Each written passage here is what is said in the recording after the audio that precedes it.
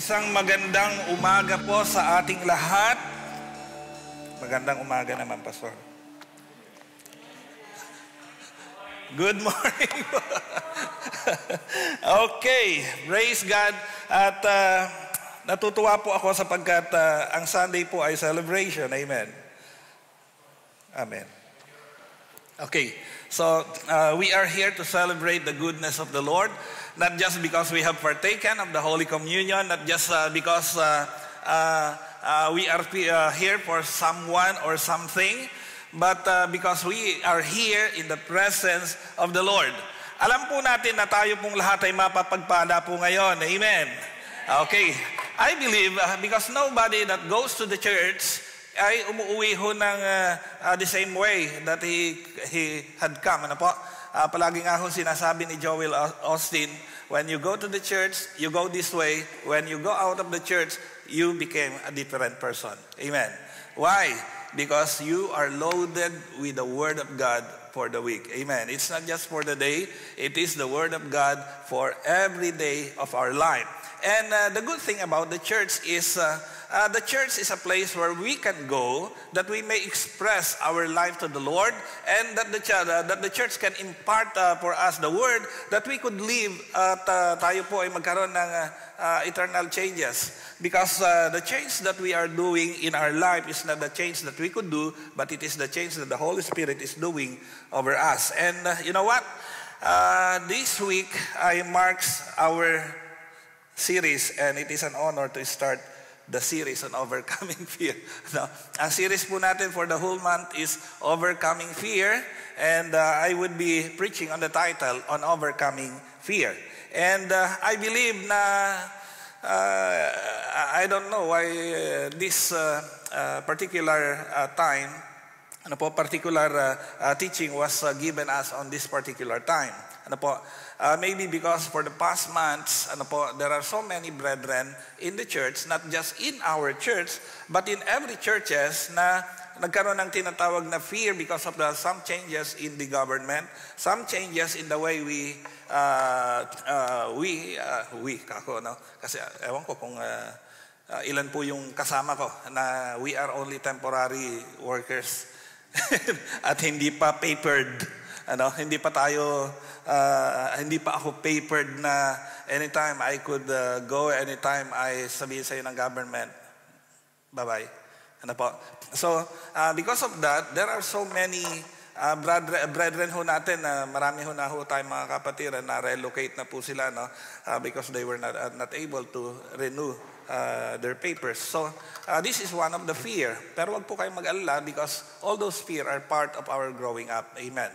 And all the persecution on the church and in every persecution that we are going through, lahat po yan ay part for the growing up. Hindi po yan part for making us down. Amen? Hindi po tayo na persecute just to persecute us. God allows every persecution and trials and hardship, even the feeling of fear and feeling of doubt, feeling of incapacitated, lahat ng mga feeling na yan, all of those comes just for us to be to grow more mature in the Lord. Amen. Hallelujah. Okay, let's go to our scripture on overcoming fear. 2 Timothy chapter 1 verse 7 says, "For God has not given us the spirit of fear, but of power and of love and of a sound mind." Okay, ayun na po agad. Ang Diyos daw hindi tayo binigyan ng espiritu ng takot, kundi binigyan tayo ng kapangyarihan, ng pag-ibig at ang matinong pag-iisip. Parang ang pangit ng matinong pag-iisip. Parang hindi pan church. Binigyan tayo ng sound mind, maayos na pag-iisip. Ganun din naman yun Hindi na ibig sabihin nun. Okay, so the Bible says that God has not given us fear. Pero bakit ka natatakot? So that is not coming from the Lord, and therefore that is coming from the enemy. So, ibig mo sabihin, if ever that you have that spirit of fear in you, you feel the frightened, you feel fear, well, that does not come from the Lord. Because the Lord gives us, sabi po dyan, power, love, and of a sound mind. Okay. Luke chapter 12, verse 31, verse 32, particularly verse 32. Sabi niya, but rather seek ye the kingdom of God, and all these things shall be added unto you. Parang ano yan, doon sa Matthew, ano yan? Matthew 6:33 yata. Okay. So sabi ng verse 32, fear not little flock, for it is your Father's good pleasure to give you the kingdom. Luke chapter 12 verse 32. So kaluguran daw o kaluguran ng Diyos, kaligayahan ng Diyos na ibigay sa atin ang kaharian ng Canada. Amen. Arang alam na mga taga-Canada yun. So, it is the pleasure of God the Father to give us the kingdom. Not just our own kingdom, but His kingdom. Okay? So, part po ng kingdom ng God is Canada. Okay, Mark 4 verse 40. And He said unto them, why are you so fearful? How is it that you have no faith? Ayun. Parang doon sa ituturo ko, ayun na yung solusyon. So sabi ng Mark 4 verse 4, ang kailangan lang daw to overcome fear is to have faith. Kaya ang tanong niya sa disciple, bakit ka ba naguguluhan? Bakit ka natatakot? Manampalataya ka lamang. Okay? So solve na po yung preaching. So tingnan na lang natin yung detalye. When we are about to cross the line, lahat po tayo darating doon sa crossing ng border. Yung naghihingalo ka na ba at habang naghihingalo ka ay nag-iisip ka, Lord, pwede na ba akong tumawid? Ready na ba akong tumawid? Teka Lord, hindi pa ako nakapag-evangelize, hindi pa ako nakapasyal sa Niagara Falls. Hindi ko pa napuntahan yung pintuan ni Goblin. Number 1 ho kasi sa list ko yun ang pumunta akong Canada and I went there last year. So, Niagara na lang. Niagara na lang. Okay, so when we are about to cross the line, meron po tayong tinatawag na mga thought that would come our mind. Ito ba'y nagawa ko? Sana ginawa ko to? Sana, di ba? Doon po tayo mag-iisip ng sana. Kaya nga po mga Kristiyano, sana po, ako po ang prayer ko, pag dumating na po ako doon sa magko-cross the line na po ako and going home to the Lord, like what Jimmy Swaggart did last few days, he goes home. So pag mag-go home tayo, ang pinaka-ayaw ko po ay mangyari yung meron po akong tinatawag na sana. Amen? So that's why every Christian should be laro ng Kristiyano dapat intentional. Amen? Intentional sa pamumuhay. Habang bata ka, gawin mo yung nararapat. At kung ano yung gusto mong kainin mo na. Amen? Baka mamaya, naghihingalo ka, gusto ko ng lechon. Sana nung kaya mo pa, naglechon ka na, di ba? Yung habang ikaw ay naghihingalo, sana sasabihin mo, gusto ko pa sumakay ng eroplano, pumunta doon. Habang kaya mo, gawin mo. Ganon din po sa mga pagdidesisyon. When you are about to cross the line, iniisip mo, Lord, hindi ko pa nasyaran yung aking nanay. Lord, hindi ko pa nasyaran yung aking asawa. Lord, may kaibigan ako, best friend ko to talaga pero I never tell about Jesus. So, ang Christian life is intentional. And you know what prevents us from being intentional? It's the spirit of fear. Takot tayo ma-reject, takot tayong mapahiya, takot tayong magsalita. Ang dami nating kinatatakutan. And still, the Bible said, fear does not come from the Lord because the Lord gave us power, love, and sound mind. Amen. So, tignan po natin. So, sabi po rito, basahin ko na lang para mas makita natin. Do not fear everything. Do not fear everything. Enjoy life, venture on business, discover your talents and potential. Do not fear to lose some things. Do not fear to lose some things, to gain some things. Do not cry on every spilled milk. Alam niyo po, yung mga gatas na natatapon, hindi lahat iniiyakan. Yung mga pangarap na hindi natatapos, hindi lahat yan pinangangambahan. Amen. So you have to be prepared to lose something because you will gain something on the other way. Sabi po rito, Ano po? It is a blessing to have someone beside you, and it is also a blessing that God would took somebody out of your sight. No, minsan ako po during my troubled times, umiiyak ako, Lord, etong mga to, inalagaan ko to. Etong mga taong ito, magmula pagkabata, kasama ko na to. Lord, bakit inalis mo sila sa akin? Ano? Sometimes, it is a blessing to have some friends, and also a blessing that God would took or take all of those friends. Because when God give you somebody, be sure that somebody would help you grow. But if God took somebody away from you, it's because those people does not make you grow anymore. Amen. Kaya magpasalamat ho tayo, magkakasama pa ho tayo. Wow! We have the potential to grow. Amen? We have the potential to grow. But if I was taken away from you, I am not helpful. If you would be taken away from me, you are not helpful. So we just want to thank God because God has given us the opportunity to grow where we are. Amen. Can we give the Lord a hand of praise? Hallelujah. Sabi po rito, do not try or try to learn from everything that you experience. Do not do a pity party. When you fall, you shall rise. Amen.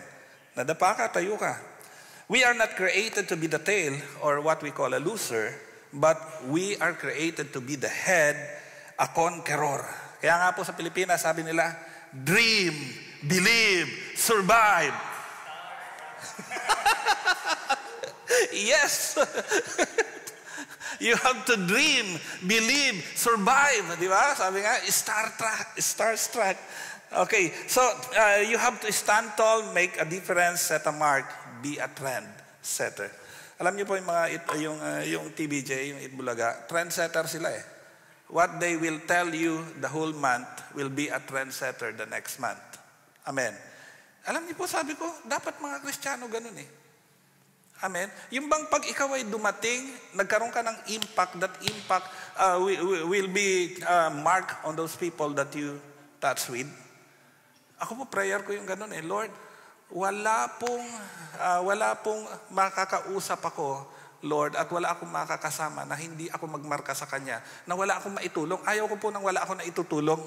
Huwag pong pera. Wala tayo usapin sa pera. Huwag pong pera. Ano po? Pero ang ayaw ko po yung wala akong maitulong, yung wala akong maging effect. Kasi Kristiyano ka, tapos wala kang effect. Wow! What kind of a Christian you are, di ba? Dapat may effect ka, at sana yung effect positive. Di ba? Sana yung trend na maibigay mo, positive. Amen po ba? Amen. So, Christian, let us be like trendsetter. Okay. Let's go to the message. Introductory statement. Fear is part of the curse. Yung po mga ayaw tumanggap, mag-research po tayo ng Bible. Kasi controversial po kasi itong mga ilang part na ito. Fear is part of the curse and of our fallen nature, but was not in any ways part of our new nature in Christ. Sabi ng Bible, if any man be in Christ, is a new creation.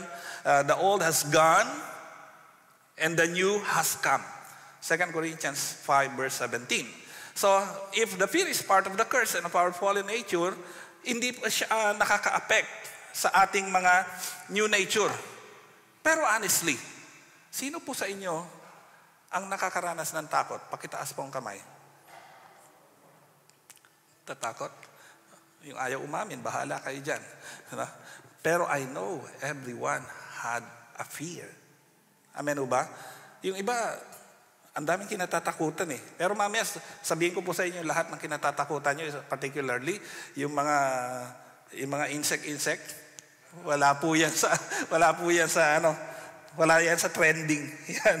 So sabi po riyan, when Adam and Eve fears, they fall. Before Adam and Eve had that fear, they first fall. Hindi naman sila takot sa Diyos eh. Pero nung sila'y nagkasala, kumain sila nung pinitas nilang prutas na pinagbawal ng Diyos. Pagdating ng Diyos, nagkaroon sila ng takot eh. Sabi na Lord, Adam, Eve, nasan kayo? Nagtatago po kami kasi natatakot po kami makita mo kasi kami hubad. Teka, sino nagsabi sa inyong hubad kayo? Doon na-discern ng Lord, nagkaroon ng takot ang mga anak ko kasi nagkasala sila.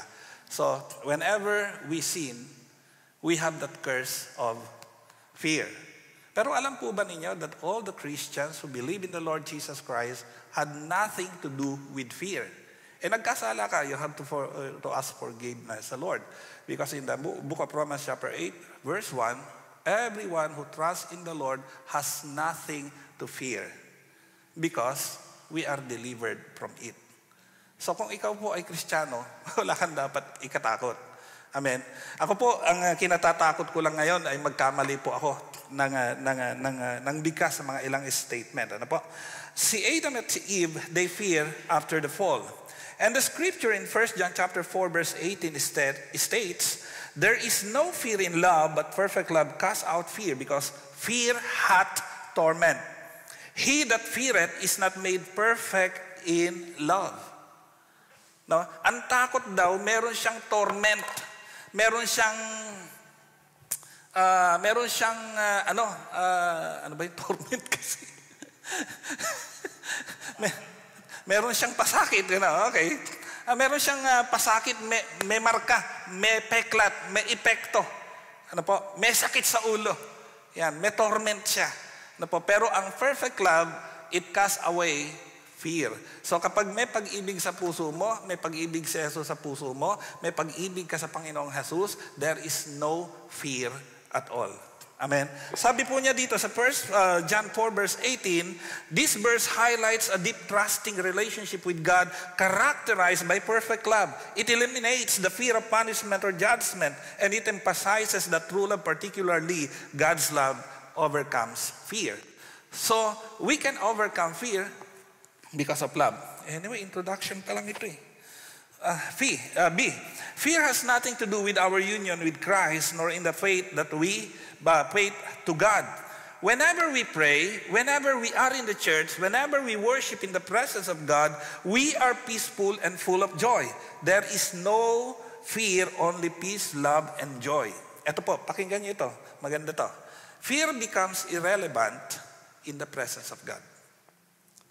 Okay? So pag natatakot ka, go in the presence of God. Mag-pray ka, mag-worship ka, magbasa ka ng scripture ng God, meditate on the word of God, because fear only comes when the presence of God is out. But when you are in the presence of God, fear becomes irrelevant. Ibig sabihin, hindi siya mahalaga. Wala siyang kwenta. Amen? So yung takot nawawala ng kwenta kapag nasa presence tayo ng Panginoon. Amen? Hallelujah! Another one, fear has no power on our nature, new nature, and yet it affects our spiritual walk and talk in faith. If we fail into its cloud, so we need to be aware of the spirit of fear and subjugate it before it influences our thought and action. Alam po ba ninyo kung ano ang introductory speech ng fear? Bago dumating ang fear, meron siyang tinatanong, what if? Yan. Pag narinig nyo na yung, what if you fall? What if you fail? What if they reject you? Pag dumating na po yung tanong na, what if sa mind ninyo, ayun, nag-i-start na susunod na doon, takot na, ay wag na nga, wag ko nang gawin. What if? Di po ba? So yung what if po, introductory speech po yan ng fear. So pag may what if na, let's watch out. Fear is an emotion and therefore can be ruled out and can be subjugated by those who feel it. It is conquerable. Yung fear po, conquerable. So kung nagkakaroon man po tayo ng takot, God allows us to feel that fear. God allows us to be frightened. It is because God wants us to conquer it. Amen. Parang, ito lang, di ba? Ako nga po, nung umuwi ako last month, pag uwi ko, alam niyo po, takot ako. Lord, makakabalik pa ba ako? Alam mo naman, Lord, may pinag-aaral ako, may piloto akong pinag-aaral, ang laki-laki ng gastos. Pag hindi ako nakabalik, paano na? Yun po yung fear ko. Kumpleto ako ng papel. Kumpleto ako lahat-lahat. Pero may fear ako. Eto na po ang fear ko, nangyari na. So, kinalimutan ko lahat ng fear nung nandun ako. Eto na, paalis na po ako. Pagpunta ng airport, Eto na si fear. Yung aking dibdib kaba ng kaba. What if hindi na ako maka-flight? Alam niyo po, pagdating ko doon sa immigration, oh, you need this, and you don't have it. Sabi ko, what? Sabi ko, what's the solution? Ano? Merong paper na hinahanap sa akin, wala ako. Sabi ko, what's the solution? Pinapunta ako sa DW, basta workers, parang gano'n. Punta ako doon. Eto na, nagtatawag na yung aeroplano ko, lilipad na, wala pa ako doon. Alam niyo po yun? My fear manifested, pero sabi ko, nung nandun ako sa, nag-iintay ako ng time, Lord, makakasakay ako in Jesus' name. I subjugate the fear. Amen? And right there and then, biglang, provided yung papel ko, pinrent nila. Sabi nila sa akin, takbo ka na. Eh di, takbo ko. Takbo ko. Pagtakbo ko doon sa sabi nung immigration, takbo ka na. Kinuha lang yung papel, pinatakbo na ako. Takbo na, takbo. Tapos praise God, dahil may sumundo sa akin na isang may trolley doon. Sakay ka na! Sinakay siya, bilis. Pagdating ko doon sa aeroplano, Lord, boarding na. Minsan, kailangan tayong padaanin ng Diyos doon sa mga ganang sitwasyon just to make us realize, without God, we are nothing. Just to make us realize that we cannot do everything by our own. It is only through the mighty anointing and through the guidance of the Lord. Amen? Kaya pagsakay ko ng, sige po, palakpakan natin, Panginoon. Pagsakay ko po ng aeroplano, sabi ko, thank God! Okay, kaya nandito po ako ngayon. Praise God. Whew. So, let's us define fear. Fear is an unpleasant emotion that arises in response to perceived dangers or threat. Yan ang fear. Yan, unpleasant. Yan po ay definition from our dictionary. And it is an unpleasant emotion. Sabi niya, it causes physiological and psychological changes. It may produce behavioral reactions such as mounting an aggressive response or fleeing the threat commonly known as the fight or flight response. Pag ikaw ay natatakot, lumalakas ka. Amen. Bakit? Nagkaroon ng sunog. Yung rep, inalsa mo. Nung tapos na yung sunog, yung rep, nagtawag ka, panik natin yung rep. Sino ba nagbaba ako? Hindi na siya takot, hindi na niya maakyat yung rep. Pero nung nagkaroon ng takot, inalsa yung rep nakita niyo na po ba yun? Nangyayari po yun. Okay? So, pag nagkaroon ng tinatawag na ganitong feeling, nagkakaroon ka ng physiological and psychological changes. Lumalakas yung physic mo, lumalakas yung isip mo. Or the other way around, extreme cases of fear can trigger and immobilize, freeze, response. Yung iba naman po, pag natakot, hindi makagalaw. Ayan na, kakagating ka na ng leon. Hindi ako makagalaw. Sa sobrang takot, hindi makagalaw. Another response naman po yan. So, fear in humans can occur in response to a present stimulus or anticipation of a future threat. Fear is involved in some mental disorders, particularly anxiety. So, fear pala pinagmulan ng anxiety disorder. That's why Philippians 4 verse 6 says, in everything, pray. Amen? Do not be anxious about everything, but in everything, put your request to God in prayer. And verse 7, the peace of God that passeth all understanding shall envelope your hearts and mind in Christ Jesus. So, makikita po natin, the Bible is always right. Itong mga definition na ito, pinakikita sa inyo. Galing po yan sa research ng mundo. But the Word of God has it. So fear comes, anxiety comes from fear. Okay, so let us just have this note. Hindi pa po ito yung message Tingnan po natin yung, hinanap ko po sa Google kung ano po yung mga greatest fear ng tao. Alam niyo po ba kung ano ang number 1 sa greatest fear ng tao? It's death and dying. Takot ang taong mamatay. Amen. Yung kapatid ko po, before she dies, sabi niya po sa akin, Kuya, sabi niya, natatakot po akong parang mamamatay na ako, pero natatakot ako, baka hindi ako tanggapin ni Jesus. Sabi ko, kapatid, Ako, mag-pray tayo. Huwag kang matakot. Mahal ka ng Diyos. Kung ikaw man ay mamamatay, diretso yung salita. Ewan ko kung kaya natin gawin ito sa mga mahal natin sa buhay. But this is to my sister. Sumunod po sa akin yon. Sabi niya, Kuya, natatakot ako. Sabi ko, okay, let's pray. Pero this is one thing for sure. Kung si Jesus nasa puso mo, susunduin ka niya sa kabilang buhay. Hindi ka niya pababayaan dahil ang sabi niya, you trust in the Lord and the Lord will take good care of you. Binigyan ko po siya ng verses at pagkatapos po nag-pray kami. And after we pray, nagkaroon po siya ng peace. Nakatulog po siya that time in the hospital. At kinabukasan pagising niya ng umaga, sabi niya sa father ko, Papa, uuwi na tayo. Sabi niya gano'n. At pag sabi po niya gano'n, ay bigla ho siyang bumagsak. Wala na. Yung araw na yun, inuwi ho namin siya.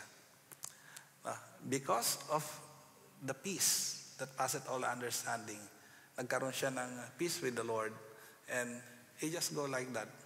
Walang hirap.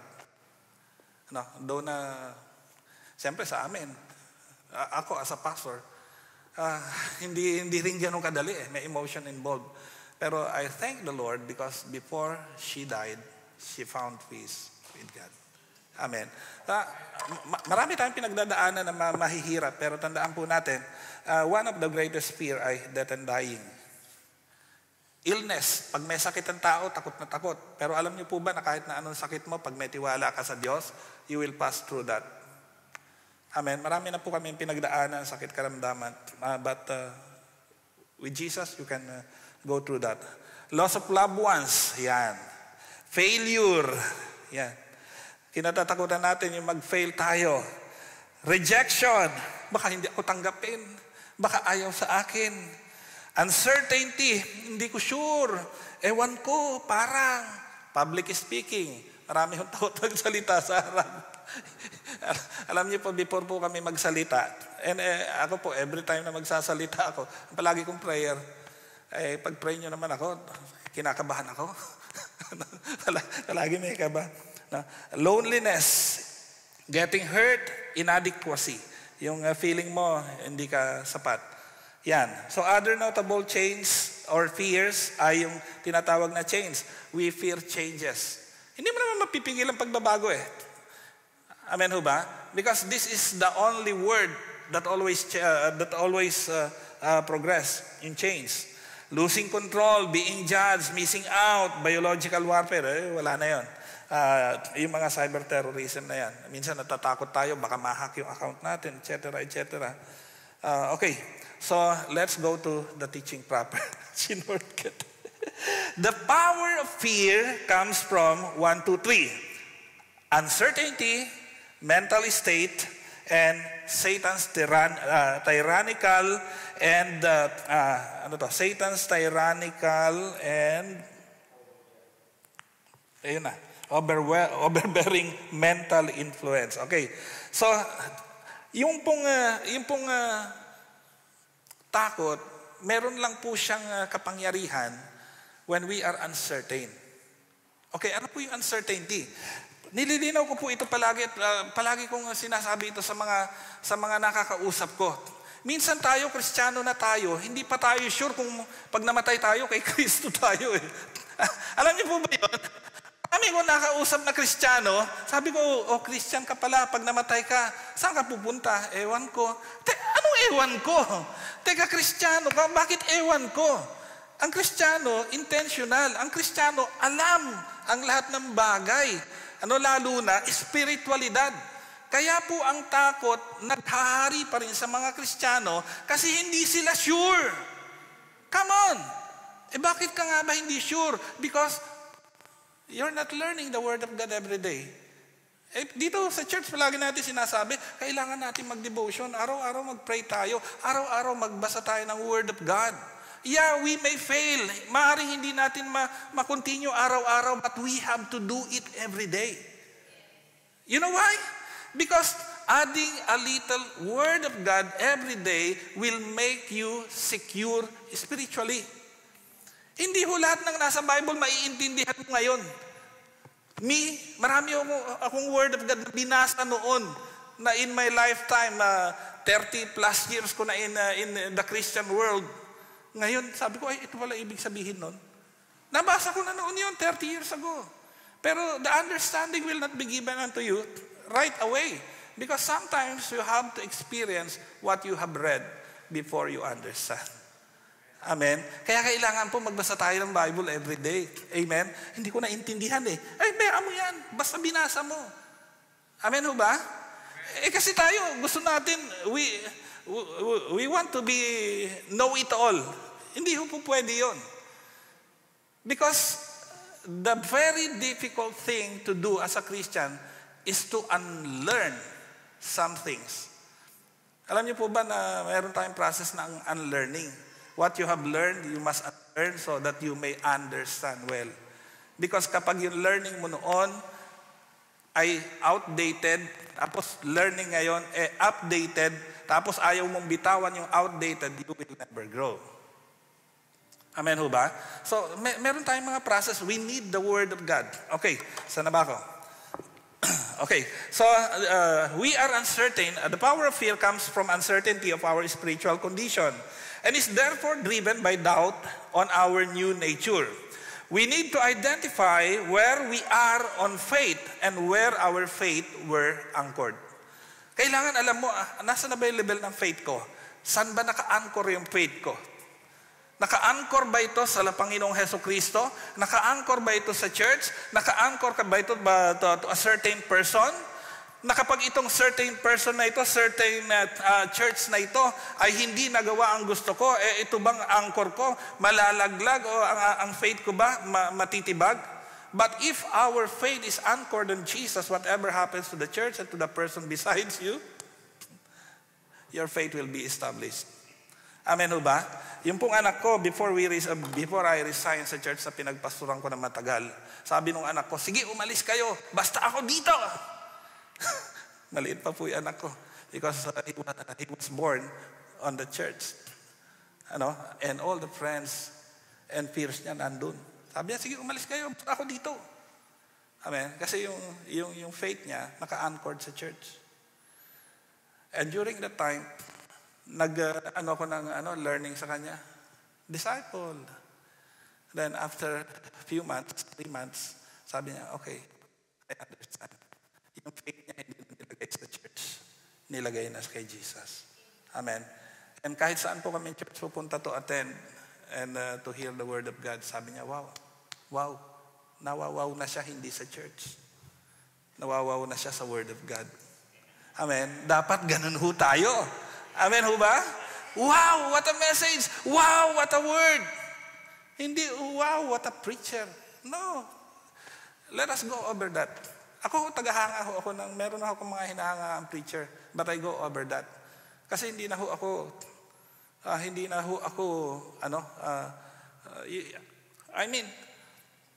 I could understand. Pero nakita ko po kasi the word of God is bigger than anyone. Amen po ba? Understanding the word of God is bigger than even myself. Okay? So, minsan po, fear comes from our mental state of the time.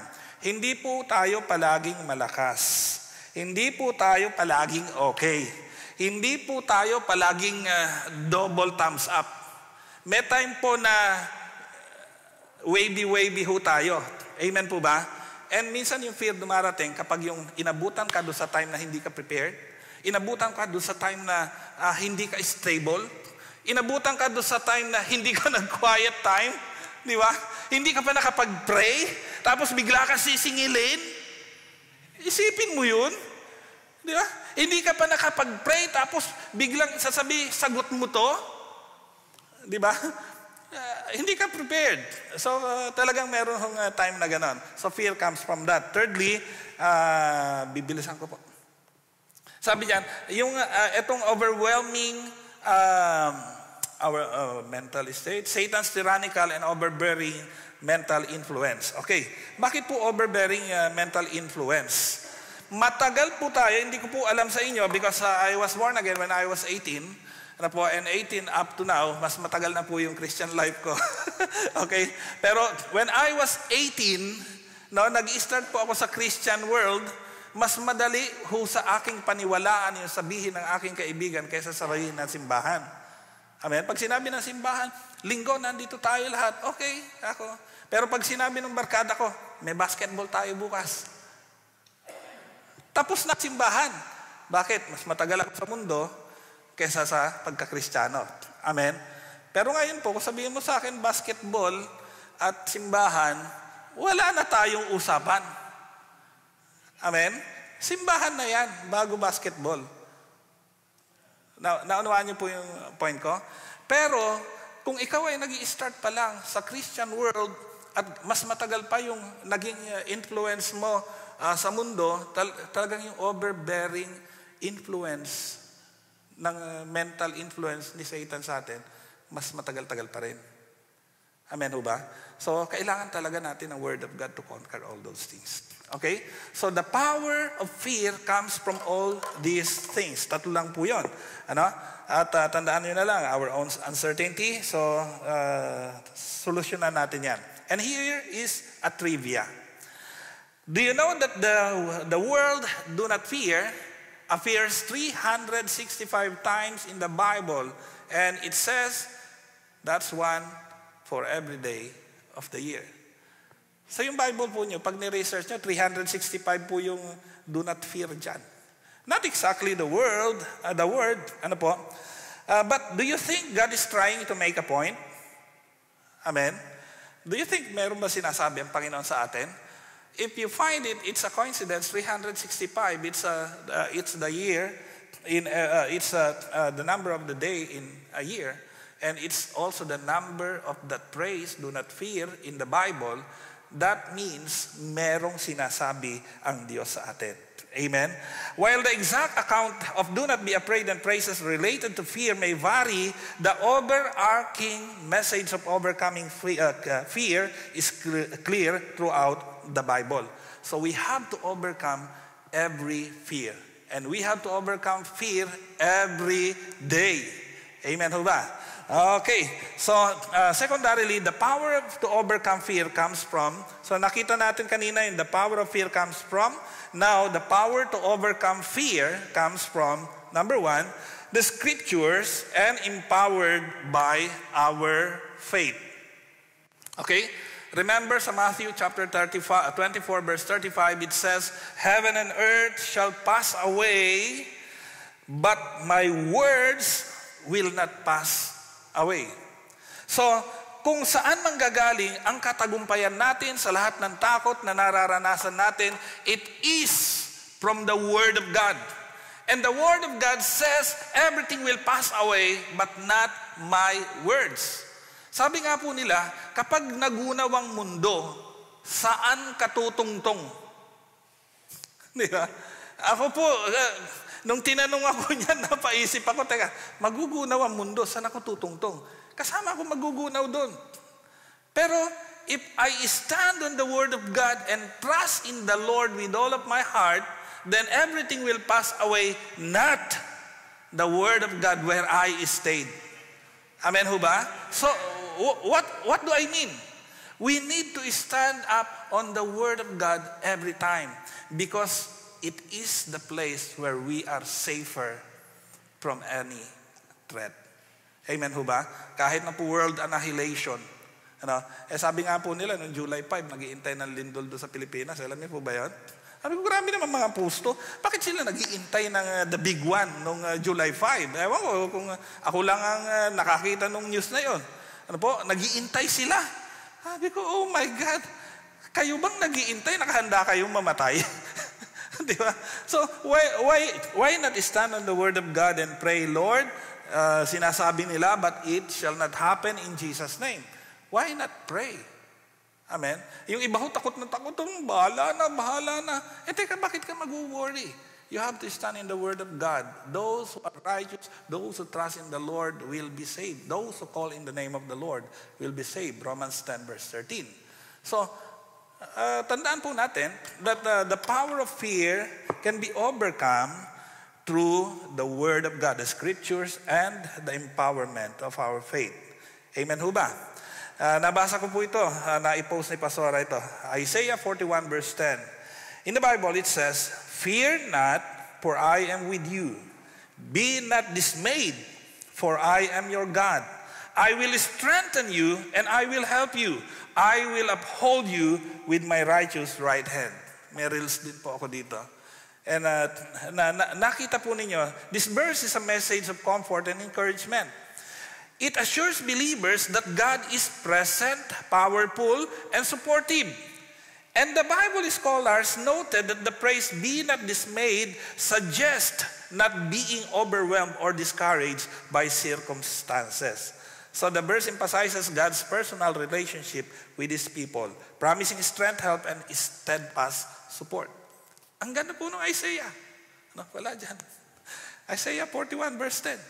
Maganda po yun. God said, "I will be with you. Do not fear. I will uphold you with my righteous right hand." It is a good relationship with the Lord. Alam po ninyo, ang Word of God po, napakaganda po nitong i-meditate, pag-isip pa, pag nilay-nilayan, at i-memorize po. Bakit po maganda? Because in the times of need, these words will pop up your mind. Pag takot na ka na, lilitaw po lahat yun. Amen?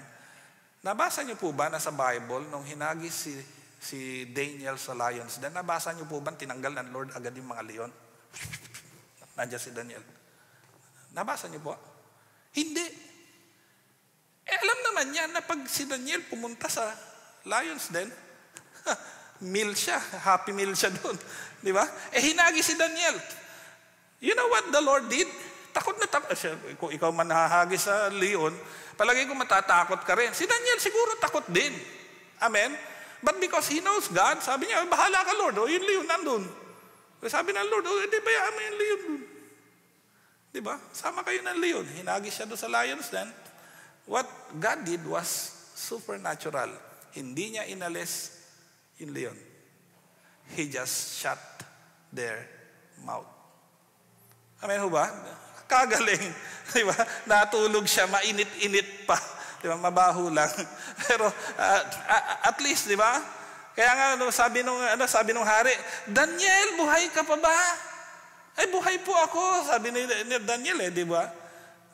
Alam niyo naman yung verse nung hinagis yung kalaban ni Daniel doon, hindi pa sumasayad, wasak-wasak na. Amen ho ba? Kasi nainis yung mga leon eh. Meron na nga kami pagkain, magdamag, hindi namin magalaw-galaw. Ito paparating na. Magpapabaya pa ba tayo? Kaya habang lumalaglag, dilulukso na nila Sumobra gutom nila Amen. Nabalitaan niyo po ba na nung si Moses na corner sa Red Sea, tinanggal ng Diyos yung Red Sea? Hindi. The Red Sea was there. Amen. What God did was, He divides the sea. Kaya kung may mga problema ho tayo, either God will divide the problems or shut the mouths of the lion. Amen ho ba? So, sige po, palakpakan natin ang Panginoon. What would we fear when we have the Lord? Amen? What? Sabihin niyo po sa akin, ano makatatakutan niyo? Shadrach, Meshach, and Abednego, hinagis sa pugon. The fire was there. Pero ang ganda, God was there also. Ang sabi ko nga po sa inyo kanina, in the presence of God, fear dissipates. Fear is irrelevant. Amen ho ba? So whenever we have the presence of the Lord, every fear is irrelevant. Kaya pag takot na takot ho tayo, let's go in the presence of the Lord where we can find refuge, where we can find the strength, and fear will be irrelevant. Amen. Hallelujah. So secondarily, sabi po dyan, the power to overcome fear comes from the Holy Spirit, who empowers our faith, who emboldened our recourse. Because the Holy Spirit is often referred to as a helper. In John 14 verse 6, it says that the Father will send the Holy Spirit, referred to as the advocate or helper, to teach believers all things and remind them of what Jesus taught. Remind them of what Jesus taught. When the disciples were fearful, what did Jesus say? In this world you shall have tribulation, but be of good cheer, I have overcome the world. The Holy Spirit will remind us of the word of God, word of Jesus, to strengthen us that we may be able to stand our ground and that we may be able to conquer even the greatest fear that we have. Amen ho ba? Ang ganda. Ang ganda po na malaman that in the time of these fearful days, actually meron na naman hong fear na pinapalabas sa Facebook eh. Yung nangyaring flood sa Texas, sabi nila as the days of Noah. Parang sinasabi nilang magugunaw na naman ang mundo sa flood. But do not fear. The Bible says, I will not judge the world through water anymore. Through fire na ho. Mas nakakatakot pa. Through fire na ho. Because the end of the world will be... pero wag po kayong mag-alala because before that happens, all the believers will be with the Lord. Amen. Wag ho tayo matakot sa kahit na ano. Because when God says something, before niyang gawin yon, sinisave niya muna yung kanyang mga anak. Just like in Noah's time. Walang maniwala sa kanya, except kay Noah. So, si Noah niligtas. Hindi ho ba? Ganun lahat ho case sa Bible. Okay, so, sabi po rito, the Holy Spirit is seen as a divine guide and comforter who empowers, encourages, and sustains believers. So, we can overcome fear by the power of the Holy Spirit. Amen. Thirdly, by the faith on our true nature as a child of God who is always at God's merciful hands. So, paano ho tayo makaka-overcome ng ating takot? Unawain lang natin that we are God's children. Amen. Huwag po natin kakalimutan, napakahalaga po nito. Ano po? Those who are in Christ should not fear anything. Pwedeng magkaroon ka ng overwhelm at that time, pero ilang beses ko na ho kasing nasubukan na kapag wala na akong malulusutan, ang sasabihin ko na lang, Lord, hindi na ako makatakas, Lord. Bahala ka na. At alam niyo po, tama yung 1 Corinthians 10:13, that when the child of God was cornered, God will provide, sabi niya doon? A place of escape. Amen. So, pag hindi mo na kaya, na-corner ka na, God will have a place of escape. Meron kang escape pod. Okay, so our faith in our true nature as a child of God who is always at God's merciful hand. 1 Thessalonians chapter 5 verse 24, read, sabi niya, He who calls you is faithful and He will do it. Yan, sabi ho ng Thessalonians 5 verse 24. Tinawag ka ng Diyos na matapat, gagawin niya ang lahat. Amen. Maganda po yan. Okay, this verse expresses Paul's confidence in God's faithfulness to complete the work He has begun in believers. So it assures that God who calls people to salvation will also make them holy and keep them blameless until the coming of Jesus Christ. So, ang ganda lang hong isipin na yung mga tinawag ng Diyos ay hindi po niya pinababayaan. Na-i-preach ko po last 2 months ago, di ba? Sabi ko nga po sa inyo, it is hard or it is not easy to be a Christian. It is impossible. To be a Christian, to be a faithful Christian, it's impossible. Imposible ho yun. But because of the Word of God and because of the Holy Spirit, because of the calling of God, it is possible. So kaya pag Kristiyano ka, sabihin mo mahina ka, well, mahina ka ngayon because you don't know. Hindi mo pa alam yung mga scripture, but when you know the scripture, you will surely know that nung inumpisahan ka ng Panginoon, tatapusin ka niya hanggang makarating ka dun. Amen?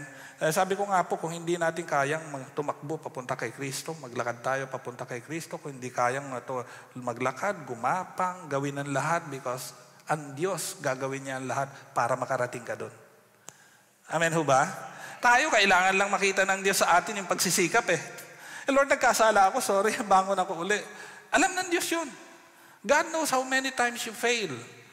God knows kung ilang beses kang hindi nakapag-devotion. Alam ng Diyos yun. But do not fear because God is making you pass through it. Basta ipakita mo lang, willing ka. Amen ho ba? So, sino po gustong pumunta ng langit? Huwag muna ngayon. Amen? Basta doon tayo. Basta wag muna ngayon. Willing tayo, pakita natin sa Panginoon. Okay, last na po. The power to be of victory comes from 1, 2, 3. Daily doses of God's words. Luke chapter 12 verse 31.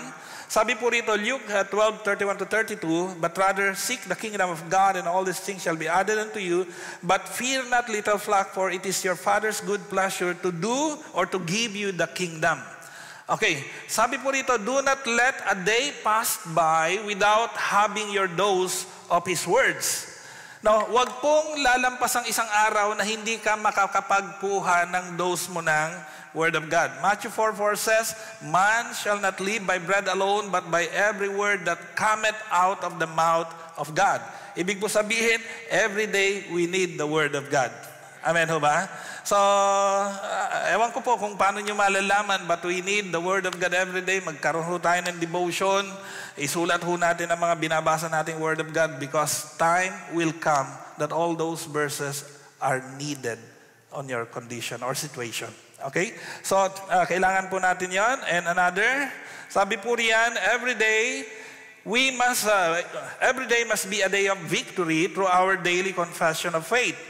It might be an uncomfortable thing to confess your faith, your hope, and your daily victory at first.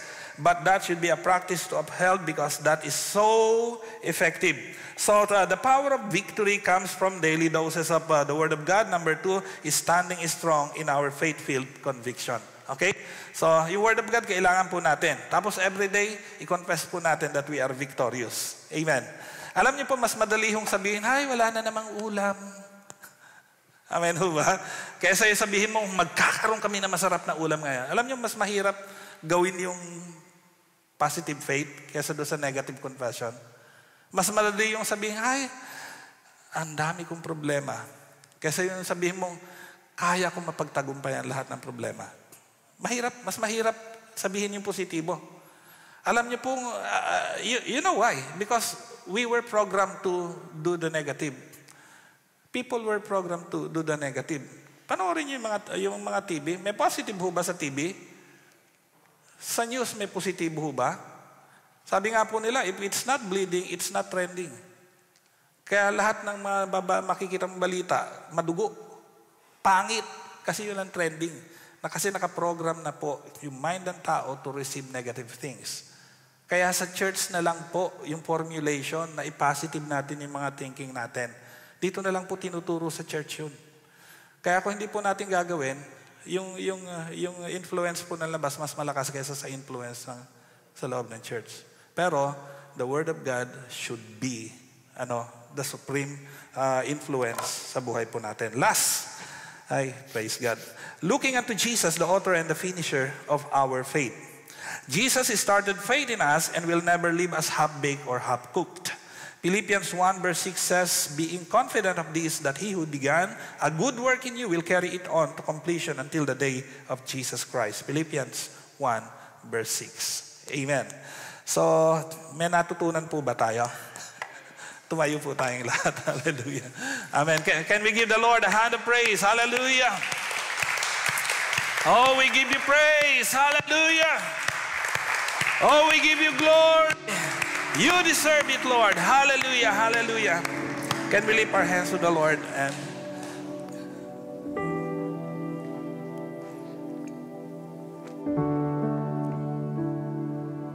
hallelujah.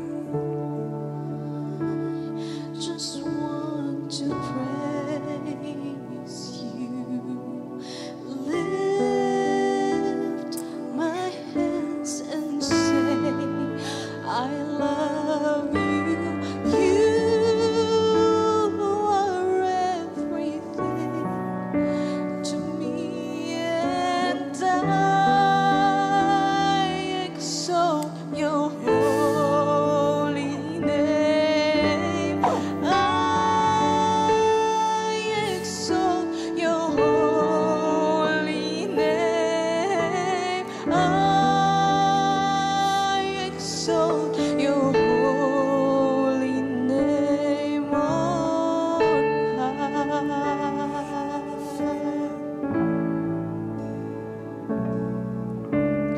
I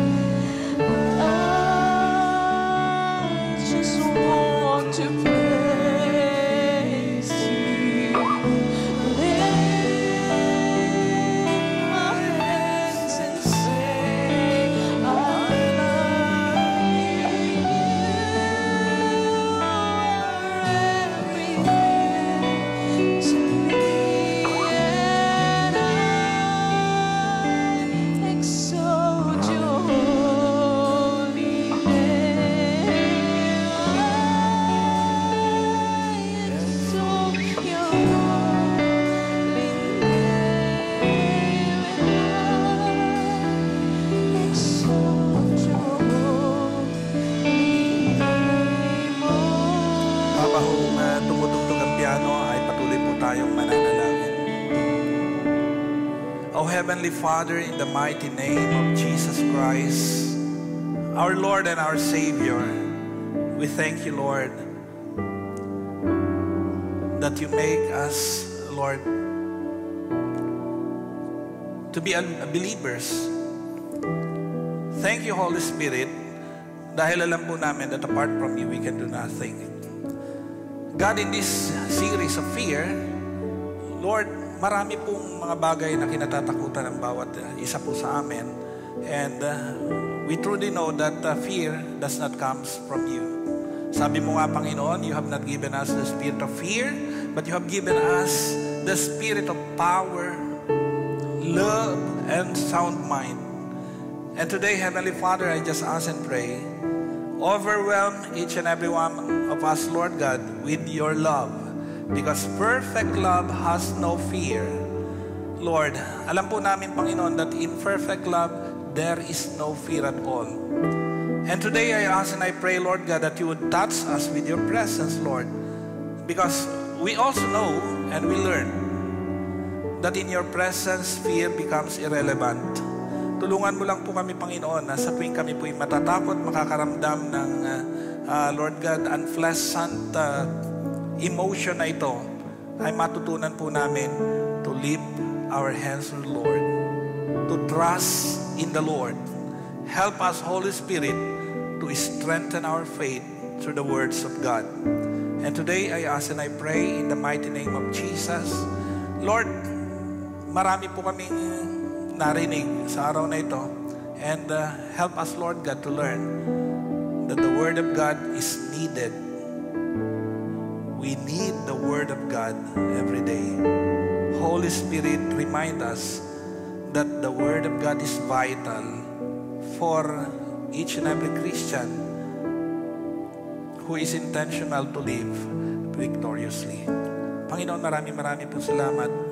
At anuman po, Diyos, ang mga panalangin ng bawat isa, Lord, or a certain fear na pwede pong dinadanas ng sino man, Holy Spirit, I pray, touch each and every one of us, O God, in the mighty name of Jesus. Help us subjugate, overcome every fear that we have. Because we know, Lord, you have not called us to be a tail, but you have called us to be the head.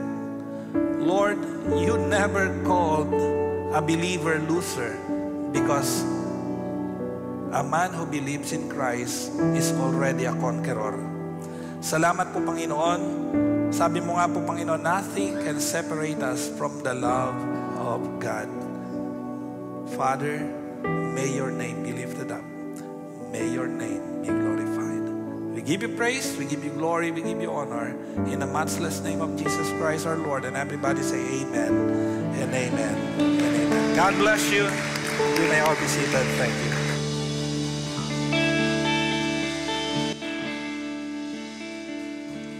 Amen. I know we receive a wonderful message today, and indeed, we are not about to be prayerful, but because God already promised us freedom. Do you believe that you are free?